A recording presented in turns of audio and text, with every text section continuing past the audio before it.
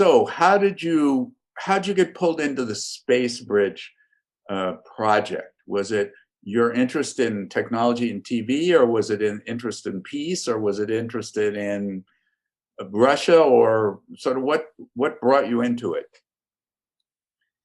Yeah, I got into it through the production of live TV programs using television. And that was not something that independents were involved in very much, because mostly television technology up until the early 70s was totally, studio based.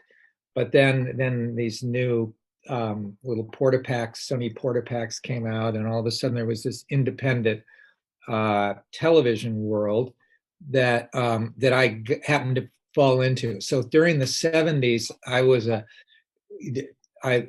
involved in making television documentaries, and I owned a TV camera that I progressively got to be more broadcast quality, so that in 1979, I was using these to make documentaries on social issues and on environmental issues. And I was based in Washington, D.C., and I was actually doing some documentaries for the Environmental Protection Agency around environmental issues. And 3 Mile Island happened, right, very close to where we lived. And I was, involved with a number of other producers who also were using independent technology, and we were in touch. And we decided that we wanted to do something to bring to light what was going on around 3 Mile Island. Our camera had been rented by German television to go up and shoot there. I never went up to Harrisburg, Pennsylvania. But when they came back, they were bringing back shocking stories and how everything was being suppressed. And of course, nobody wanted to panic the whole population of Washington that lived an hour and a half away. And so all that was happening, and some of my friends, political friends, were organizing a demonstration on the Mall in Washington for May 6th, 1979. Within the month after the meltdown, and still things were going on.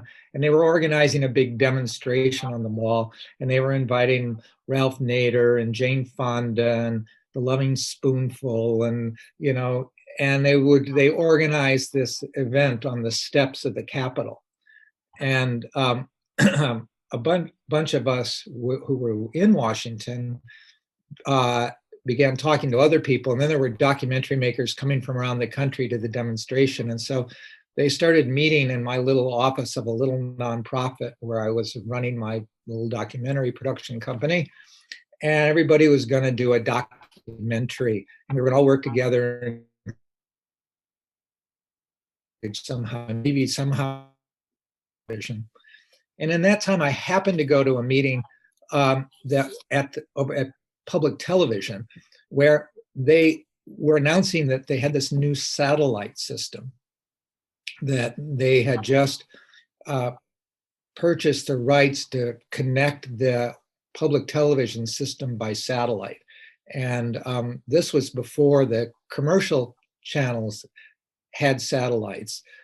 Basically, they're just, satellite technology was very new, and all the commercial stations just had live connectivity between CBS One and CBS in Chicago, and CBS in LA, and they're all wired together.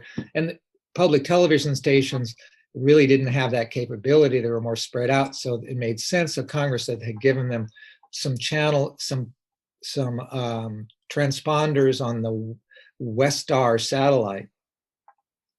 And they had a little meeting to tell the public about it. And in this meeting, which I happened to show up to, they said, well, now we've got a lot of excess capacity right now because everybody's not, the system is just starting to work out. So any nonprofit 501c3 can actually apply and have the time for free. Wow. And I went up afterwards and I had my little card for Urban Scientific and Educational Research, which was the name of the company that a couple of friends had, and we owned the camera. And I said, if we wanted to use this, what would we do? And they said, oh, we'll just, here, just tell us what you want and we can give you the free satellite time. And so I went back to my friends who were organizing, a big documentary coverage, and said, hey, we could go live. And everybody said, what, we could? Oh yeah, okay, let's do it. Yeah. And so was okay, great. Let's go back and so we went back and said, okay, we reserve 3 hours of live time on Sunday afternoon, May 6th, 1979. And we're gonna, offer a free coverage of this demonstration out to the public. Anyway, to make the long story short, it was amazing. It worked. Public stations decided to carry it. It was the first independent live satellite broadcast that wasn't controlled by a network or anything. Nobody else covered it. The networks didn't cover it. And the demonstration turned out to be really big. So all of a sudden, public television had a live broadcast, and there was Jane Fonda on the stage, and all these speeches, and we put together, by just magic and a little bit of raised money at the last minute, a live truck that actually broadcast a competent live satellite thing. So out of that, a new nonprofit got created, of which all of a sudden I was now the head of. Yeah. I'd never produced a live television thing, but all of a sudden I was like an experienced executive producer of live television, right? And so we started getting public television money to do other live things, and we went to Cincinnati and did a live coverage of a rights to life, abortion thing, and we did a couple of things, and then we came up with a proposal to do something on Thanksgiving called America at Thanksgiving. Now, I don't know if Evelyn told you about this program. She didn't, but I read a little bit about it in Wikipedia about it. So America at Thanksgiving, 1970, 1980. So that was Thanksgiving now of 1980. Was a live broadcast to all the public television stations that had Art Buchwald. I don't know if you remember him. He was I do. Yeah, so he's sitting in the control room, literally in front of a bunch of monitors, smoking a cigar in the control room, and we're in there and we're shooting it, and he's basically talking to some live feeds around the country. And there's a turkey farm in Wahoo, Nebraska, where there's some people who raise turkeys, and they're sitting at their dinner. They're at Thanksgiving dinner, right? And in Texas, in Florida, there is a descendants of a sharecropper family around a big table celebrating. In Boston, there was a group, and Evelyn I had met about a month or two before that, and I talked her into becoming the producer of the San Francisco event, which was a live event that she covered. And at some point in all this, where Art Buchwald was just basically interviewing people, but it was live and everybody could see each other because it was all being broadcast. And so there were TVs at each table. Right. Everybody's talking, but mostly it was supposed to be Art Buchwald interviewing people. But at one point, the conversation turned kind of political, and a motorcycle gang that was gathered in a garage that WGBH Boston had cameras at, where they had up on the riser, the hydraulic riser at plywood, and they just had a big turkey, and they were whacking it up with their knives, and the biker leader, raised his bottle of rot gut wine and said, and made this very ambivalent toast to America and in the Vietnam. There's still the Vietnam era, was still, there was all this stuff, and then cut directly to Wahoo, to Nellis Air Force Base near Las Vegas, where we had a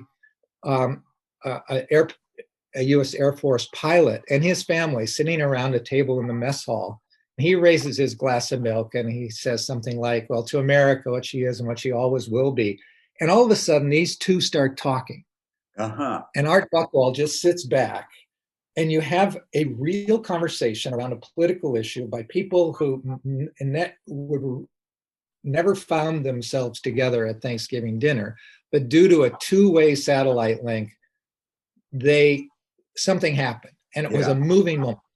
So about several weeks later, I went out to San Francisco, and Evelyn was at that time was working as an editor for CNN. And we went in there one night after everybody had left, and we were using their editing system to edit up the highlights of this thing. And I was involved with David Hoffman at that time in the issue of nuclear weapons. And I was actually working on a documentary about the history of US-Soviet relations, because of what about the Russians? All of this stuff brought to mind the question about the Russians. And as this is the apocryphal moment of space bridges being created on the American side, which was, Evelyn is editing and we're looking at this footage, and Evelyn says, wouldn't it be amazing if we could get Russians and Americans to talk face to face by satellite? And I'm always thinking, how do you make that into a TV show? And go, we could call it the second kitchen debate, harking back to Nixon and Khrushchev, in that first kitchen debate that they had, in that, No, I don't remember that, honestly. Right. So actually, Nixon went to Moscow. Khrushchev took him on to a demonstration of a kitchen that they had at some expo. Right. And Nixon and Khrushchev actually had the only real in front of the cameras debate, and it's known as the kitchen debate. Right? Okay. So anyway, this is a long story, but it is the moment that I remember when Evelyn said, well, what if we use this technology and turned it into an idea that could be proposed to public television as the second kitchen debate? If we connected Russians and Americans face to face from their meal, dinner in Moscow and breakfast. That idea wouldn't go away. People rejected it, but then Jim Hickman heard it in the hot tubs at Esalen. Okay. And this was sort of circulating you were in the Esalen circles as well? Right. Because, yes, we had a mutual funder who was the guy, Henry Dakin, who eventually, I'm sure heard of him. Provided space for many of us and was funding many of these things. Had become about nuclear war, called Thinking Twice About Nuclear War, that Evelyn and I were producing. So we met Jim, and at some point, apocryphal story, we were in the hot tub at Esalen, and we were all talking about this idea. And then a year later, Jim calls me on the phone and says, I'm at the airport, I'm leaving from Moscow. Can you go down to the US Festival? We're about to do it. So the connection with the US Festival was done by Hickman sort of independently of you, and then he just pulled you into it to do. I had nothing to do with that. Okay.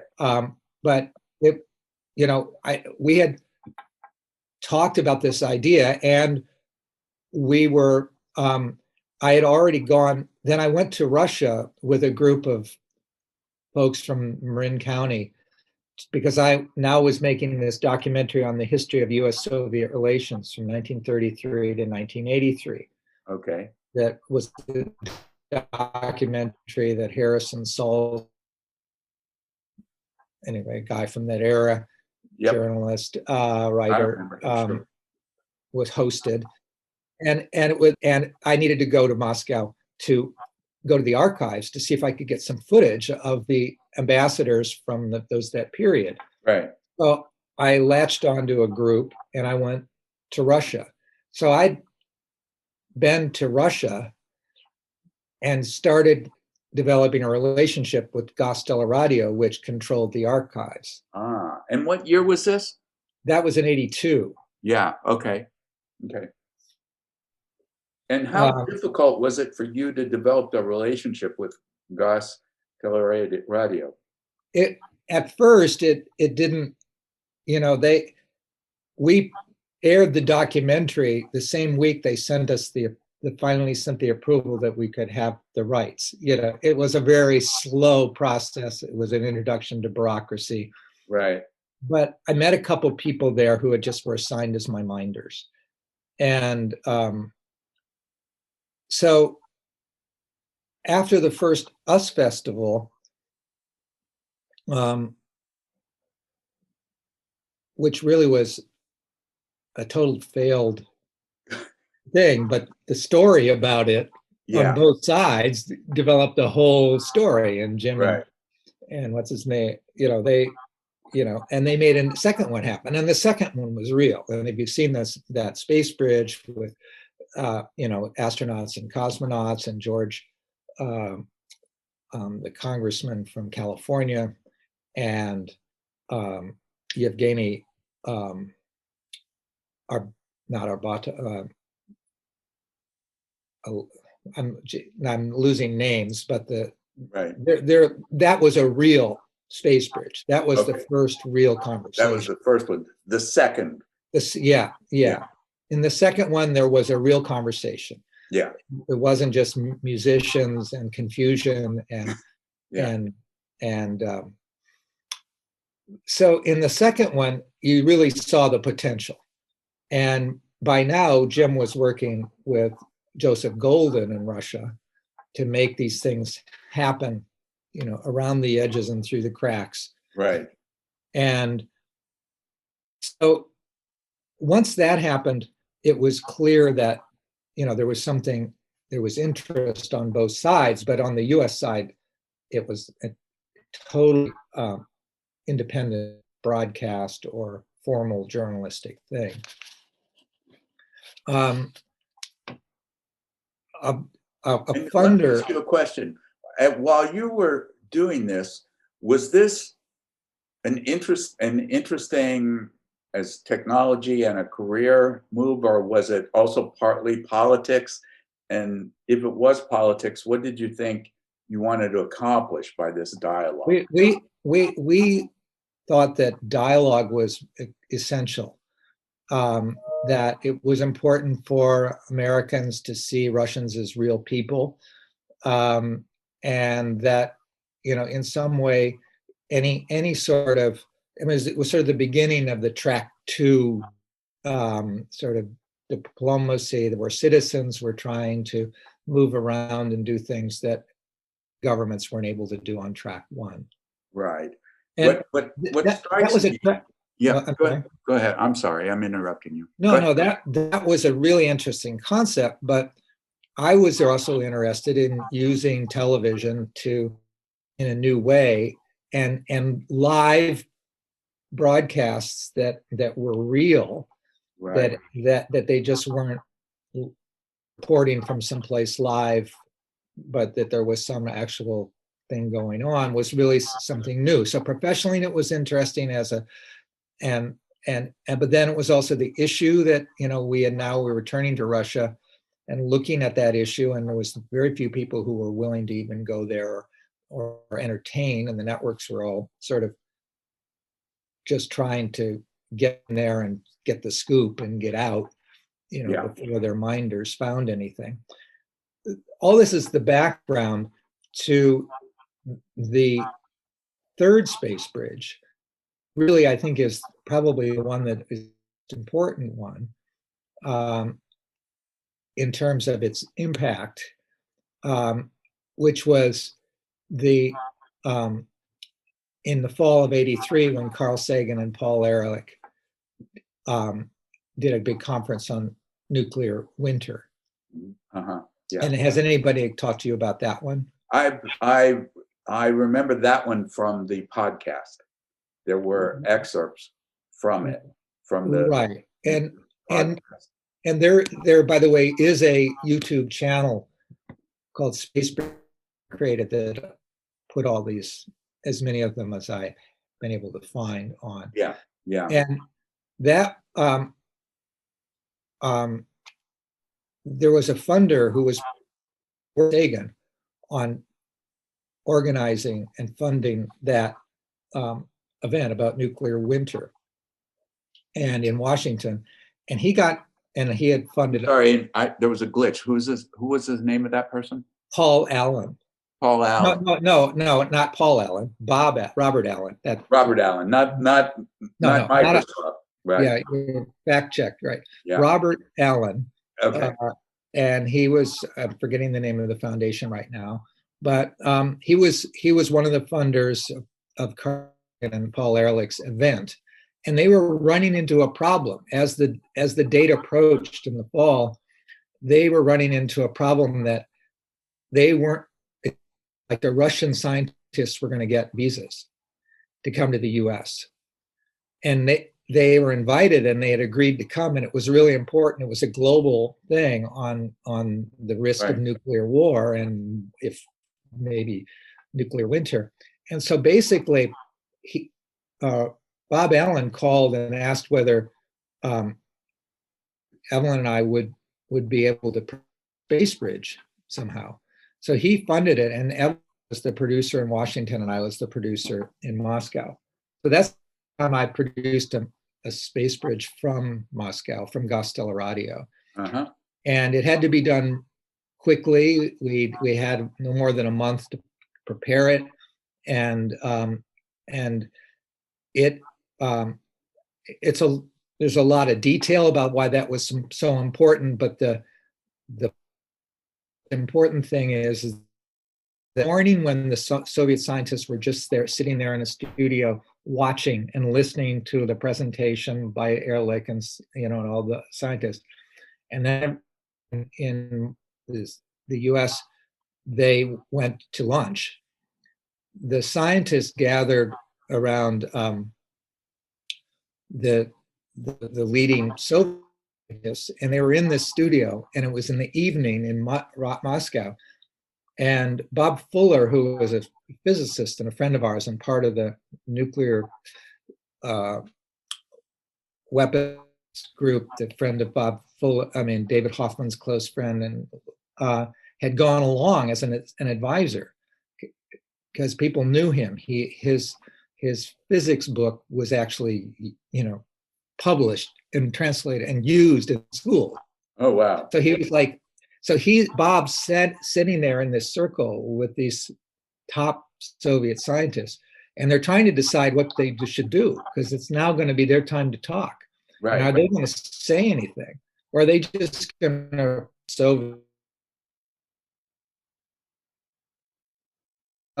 You just go down when you hear the sirens. You go down into the subways. You'll be safe, and come out after. That was the official nuclear preparedness in Russia at the time. And the scientists debated whether or not, they should say what they really believed, which was nuclear winter was a possibility. There was not a way to survive a nuclear attack. Both sides were going to, go down. And what should they say? And made a decision that they wouldn't call, their bosses.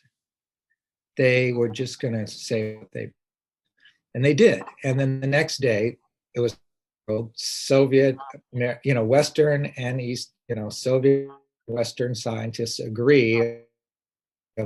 That would not happen if it hadn't been a space bridge, because you can bet over there with their minders, they wouldn't have been able to say that. Yeah. And the space bridge just blew every rule away because they were alive and they were out of control, and everybody took the risk. And then the government reacted, which was positively, because they had to, and this was very top scientists, so they had. So that into producing it was very difficult and it was risky, and I got a real bond with who were the guys who were assigned to produce it. Yeah. And they were sports producers. Wow. Live TV, right? Yeah. They cover soccer games, Yeah. live. So all of a sudden they got hooked on this idea of space bridges. So I've given you a very long and depth thing because you've heard the other parts of the story, and it all just sort of rolls out space bridges. But that put me in a position as being a person who could inside Gosteleradio with people who were very creative and willing to push the envelope. And so I started bringing more people over and proposing new things, and got a little teletype device from Western Union that was like a precursor to it was a keyboard with two ear pods that you put in, and it was like, and it was your Western Union telex, and I could type like a sentence, and hit send. And on the other side, it was coming out in Moscow. I saw the machine, and this giant machine going with all the little, and then they're taking the punch and they're going and reading. Somebody reads the punch, right? Right. Internews San Francisco, a space bridge, with the topic, and David and I had just created and made up the name Internews. It became, that company, Internews, became the preferred partner for space bridges because we were somehow able to deliver technically and politically, Right. And they wanted to keep doing these things. Right. And the dialogue, what did you hope to come from this dialogue, from this citizen dialogue? Well, we wanted to save the planet. We wanted to prevent we wanted to reduce the conflict. I was not thinking ahead to what would happen after Glasnost. Right. That that was I was more interested in solving a problem about that we were facing, as a planet, as a civilization, and creating and using this new technology for dialogue. Right. And it was a great opportunity to get to work and do all these things, and it kind of gave me a profession of making. I think I produced 13 of them. So, and I got to go over there a lot during the Soviet period. Right. I wasn't a Russian expert. I didn't speak Russian, and I did Jim Hickman and others and work with them, and I just did my role, which was to be know how to make television work, and also had some trust with with the enemy, basically. Yeah. And do you feel they came to trust you as well, the Russians? Yeah. No, they had to trust each other because they're friends when, so there's stories about how it was difficult and all that. But I think jumping forward to your question, we didn't envision or see the business opportunities and Jim did. They and right, they were in different ways. David Hoffman saw creating an NGO they could get USAID money, right? And he just kind of leveraged what we were doing with space bridges to a vision of to do things and the importance of independent media. And I was involved in that through the 90s and believed in it and worked on it. but I didn't have any entrepreneurial sense about it. Yeah. Those three guys were the entrepreneurs that, and many others ran into. Right, right. So, so I mean, obviously, one thing led to another in a sense, right? You had a progression, and when the Soviet Union falls apart, and David sort of, I know he told me how the AID grant came about, but I'm not remembering the details right now. But you came into a fairly large pot of money that was Big. to be used to train journalists and TV producers, right? That's right. And it was Ukraine. It started in Ukraine. Ah, And it was like David called me up. I was and said, "Hey, Kim, can you think of how we might spend $10 million? Because I think I can get $1 million." I'm going, how the hell are we going to spend $10 million? yeah, Just on trainings and things like that. And then, but I said, well, maybe we could put in a satellite dish. If we put in a satellite dish, that would allow them to be independent of the Soviet satellite system, which Ukraine has been, and they could distribute their programs by satellite. So David goes, yeah, that's how much you think it'll cost. I'm going, well, let me call somebody. So I okay, it's about 3 million. I mean, it's like, that's what it took. This dish was giant, and it had to be sourced. It was like a huge process getting it in there, but it did create totally independent media in the Ukraine, because the dish gave them the ability to put a bunch of channels up and right, distribute. It was an uplink, so right. it went up.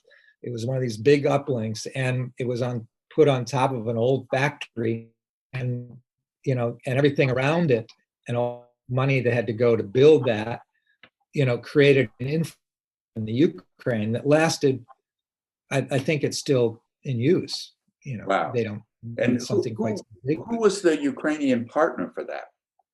Well, Internews Ukraine created a whole new group. Yeah.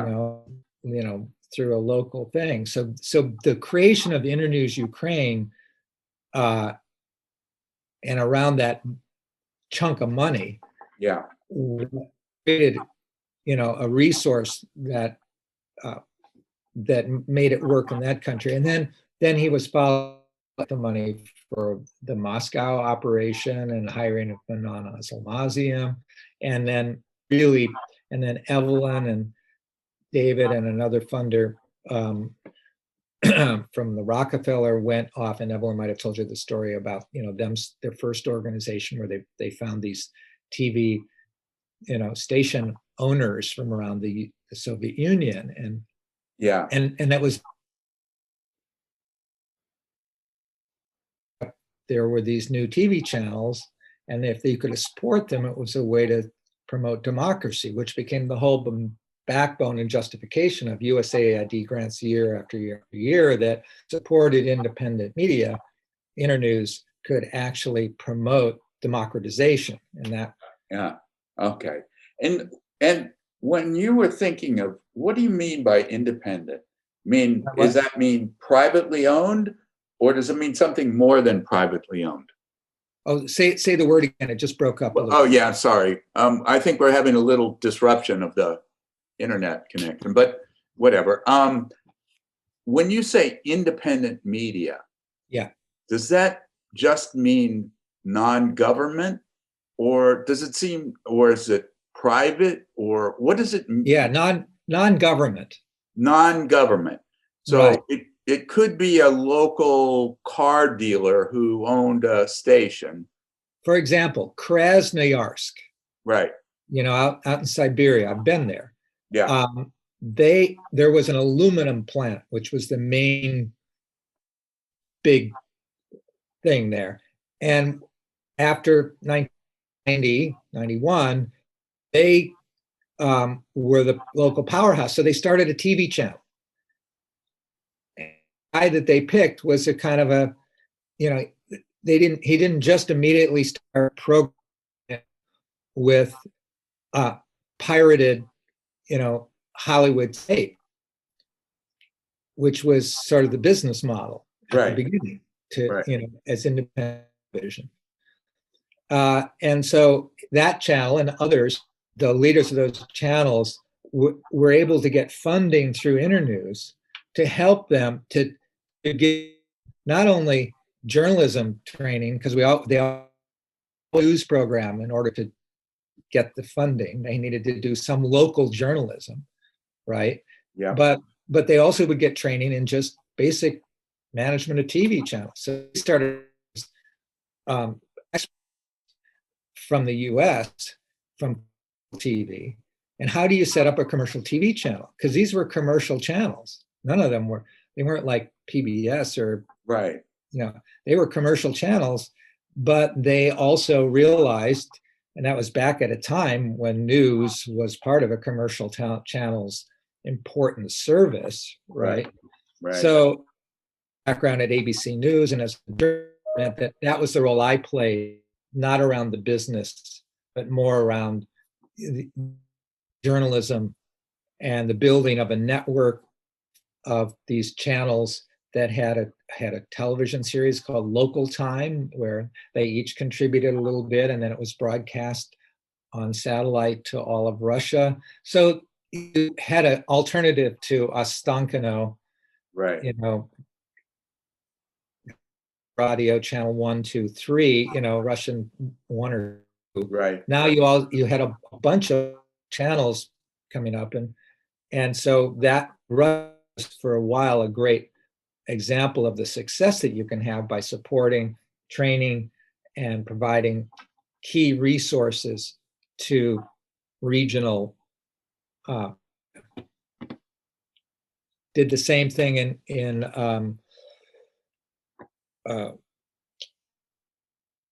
Almaty in Kazakhstan and all over. So did you have your own dish in all those places? No. There we didn't need to get our own dishes by that point. There were other ways to distribute, or new systems came up. But they were all private systems at that point. They were all private companies, entrepreneurial companies. Got started just by a guy going with a VHS. You remember the old VHS? Yeah. That you had to choose channel 3 or 4 on which on your TV. Well, they figured out you take a VHS machine up to the top of a building which has is wired for cable. Right. Plug that into the cable for the whole building. Everybody's channel 3 or 4 gets a VHS machine. Whoa. They would just get pirated tapes and play films. Right. That started. And that was what Evelyn wrote about when she went to Eastern Europe and saw that happen before it happened in the Soviet Union. Right. Interesting. And so, as opposed to, I talked to Peter Gerwey. Yeah. And Peter told me that he explicitly stayed away from any kind of politics in building his network. Yeah. And that was his key to being able to do it. And you were the opposite. You were built around politics, right? That's right. And there's no Internews left in Russia because they force, that they could shut that down eventually. Right. It was a different path because none of us were, David was more entrepreneurial, but within a setting. We were mission driven. That was what we did. We sometimes did things in collaboration with Gerwey and other groups. So my experience, was never like you guys having to run a business. And what Hickman did and what you were involved in. It was all amazing. It was the setting up of the teleport and things like that. Those were really critical and required business to do it. Right, right. But what I did get to experience was as the producers I worked with were able to parlay their experiences and their success as the key space bridge producers and being very creative, entrepreneurial, really, within the Soviet system, Right. when they both became the head of networks and, got substantially. Which ones? Do you remember?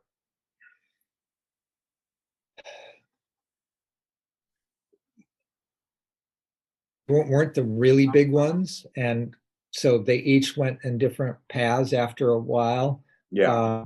And it would just take a little bit of background research, Sure. but they are interesting characters for your book. I would talk to them because they came out of growing up in the Soviet system. They were really committed to the ideas of the Soviet Union, and they really supported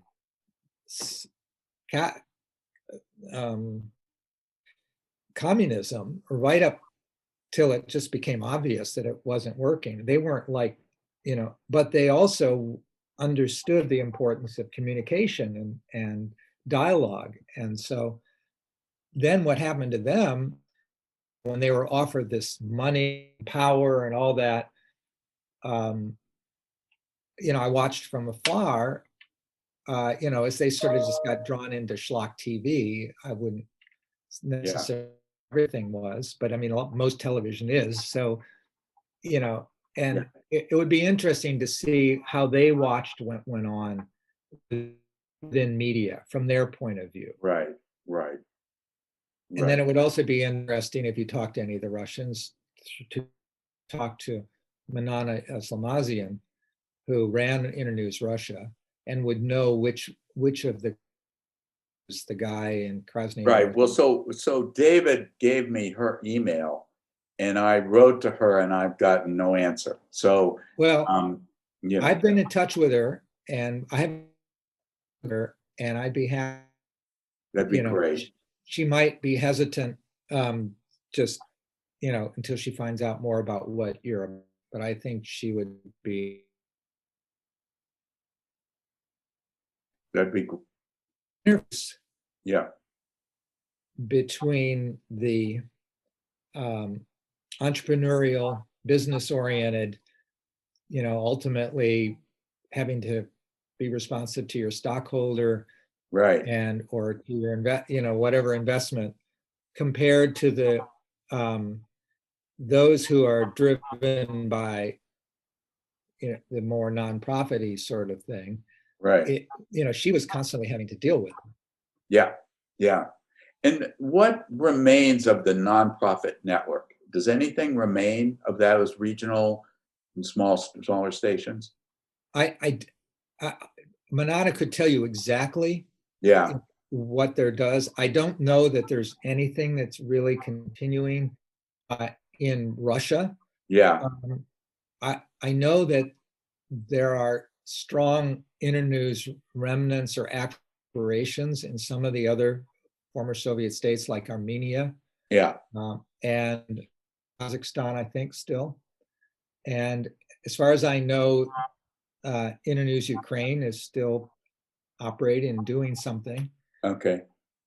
Might be playing a major role. Yeah. One crazy thing is I follow space bridges, and I'm always looking for space bridge videos. And about 4 years ago, I discovered that a television station in Western Ukraine, where the war was going on, was producing space bridges. They called them Telemost, which is the right. And they actually created a series that were using two-way technology, because during the war it was like, oh, okay. And I don't know if they were just using Skype or whatever, but they were calling them Telemost. They were drawing on this history because people do remember Yeah. space bridges. Yeah. And Yeah. that you can go down the whole, Right. Posner and Donahue and Yeah. Healy. Yeah. Yeah. Well, I know, here I'm in Boston, and a friend of mine used to run the public access station here, BNN. And probably 5 or 6 years ago, we set up a space bridge with Yaroslavl. Oh, Uh, wow. and it was technically difficult still. There was a lag in the timing, which made the conversation choppy. Right. It was still difficult, but I think everybody involved in it was excited about this. It was called the bridge over the waters or something. But and Is there a video of it? I'll check with my friend Kurt. I'm just,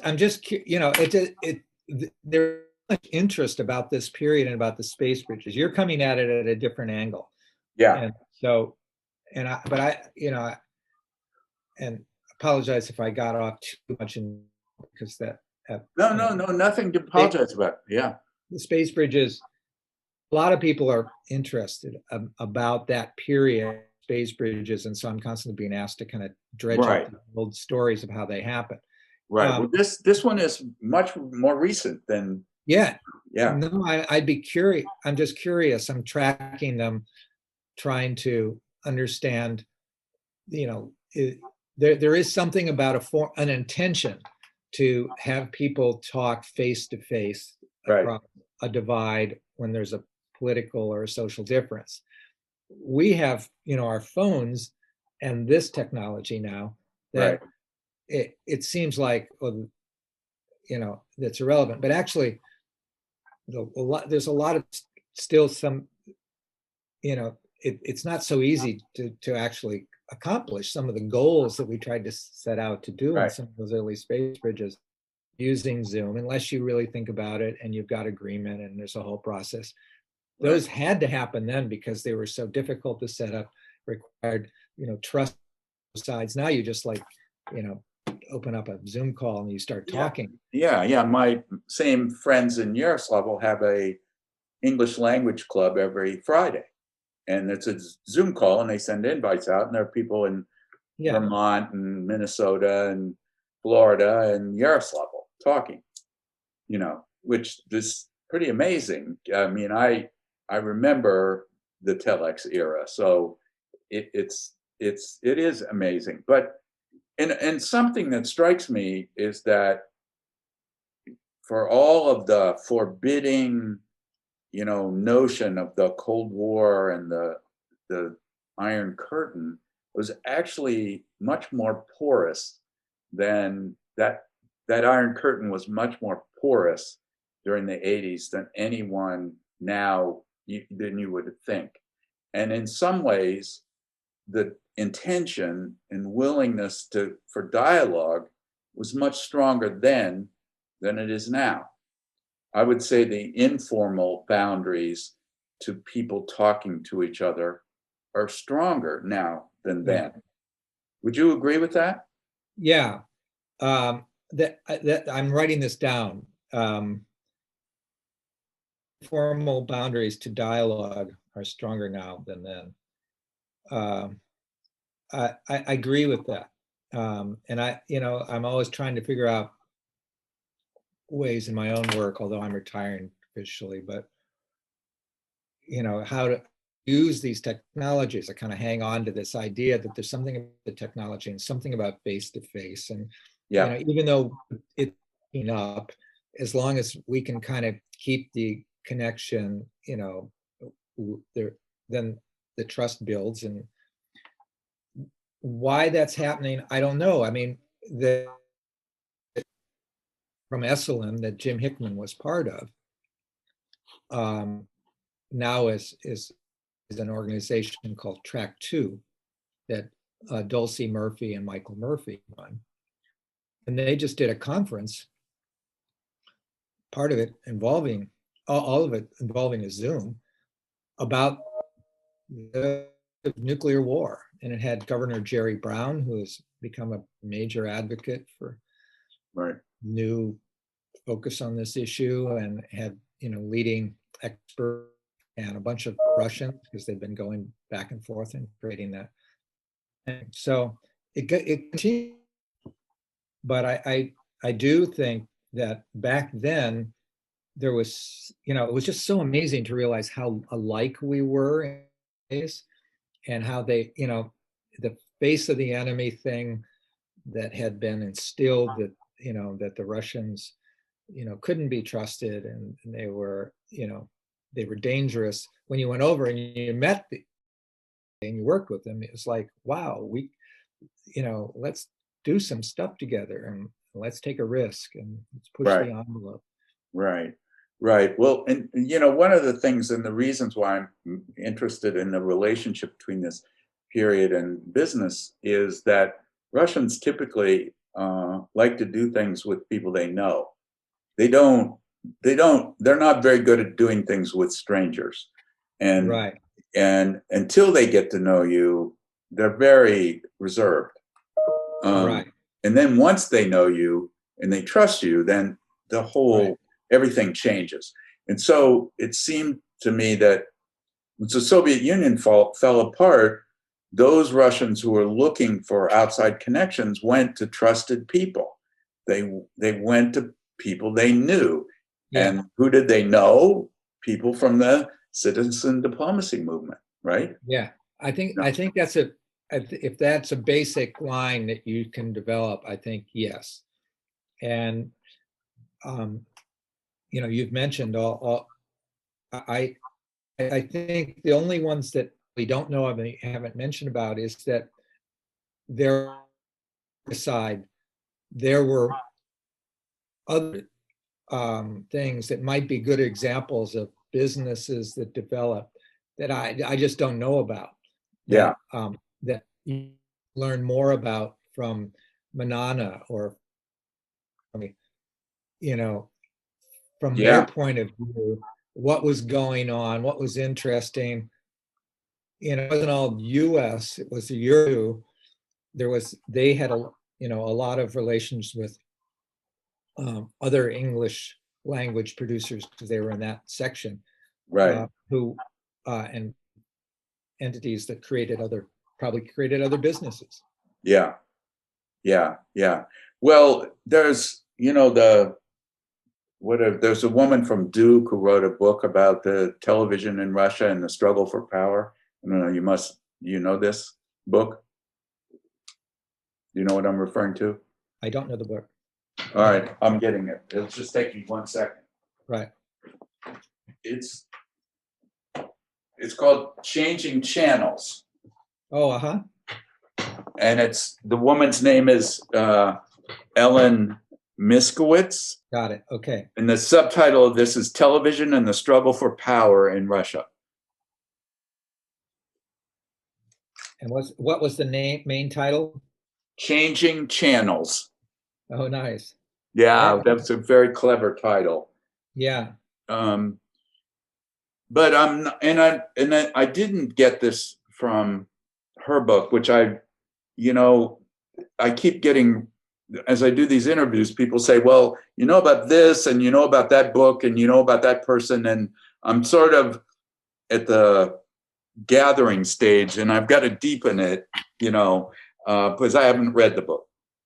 But I do know that part of the internal struggle in Russia was carried out through TV stations, and that Berezovsky and Guzinsky in particular used them as levers for their political ambitions.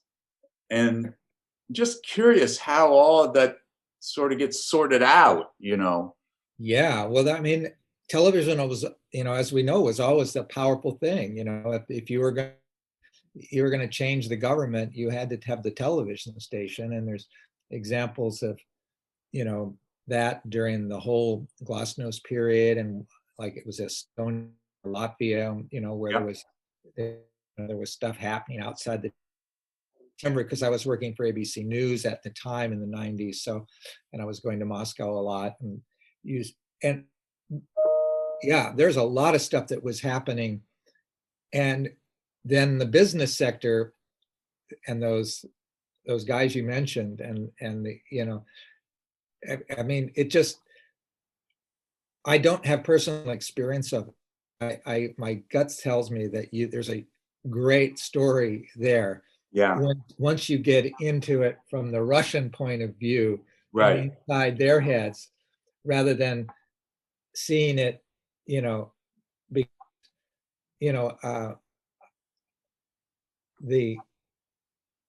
the politics around the channels. There's a guy now who's a journalist who you might be able to get some insight from.